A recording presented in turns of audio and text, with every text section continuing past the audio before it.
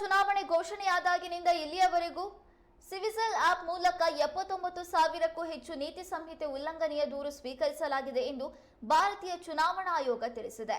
ಸ್ವೀಕರಿಸಲಾದ ದೂರುಗಳ ಪೈಕಿ 90%ಕ್ಕಿಂತ ಹೆಚ್ಚಿನ ದೂರುಗಳನ್ನು ಪರಿಹರಿಸಲಾಗಿದೆ. 89% ದೂರುಗಳನ್ನು 100 ನಿಮಿಷಗಳಲ್ಲಿ ಬಗೆಹರಿಸಲಾಗಿದೆ. ಅಕ್ರಮ ಹೋರ್ಡಿಂಗ್ಗಳು ಮತ್ತು ಬ್ಯಾನರ್ಗಳ ವಿರುದ್ಧ 58,500ಕ್ಕೂ ಹೆಚ್ಚು ದೂರುಗಳನ್ನು ಸ್ವೀಕರಿಸಲ್ಪಟ್ಟಿದ್ದು, ಹಣ, ಉಡುಗೊರೆಗಳು ಮತ್ತು ಮದ್ಯ ವಿತರಣೆಗೆ ಸಂಬಂಧಪಟ್ಟಂತೆ 1,400ಕ್ಕೂ ಹೆಚ್ಚು ದೂರುಗಳು ಬಂದಿರುವುದಾಗಿ ಚುನಾವಣಾ ಆಯೋಗ ಮಾಹಿತಿಯನ್ನು ನೀಡಿದೆ.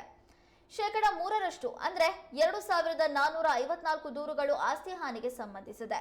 ಬಂದೂಕು ಪ್ರದರ್ಶನ ಮತ್ತು ಬೆದರಿಕೆಗೆ ಸಂಬಂಧಪಟ್ಟಂತೆ 535 ದೂರುಗಳು ಬಂದಿದ್ದು, 529 ದೂರುಗಳನ್ನು ಪರಿಹರಿಸಲಾಗಿದೆ.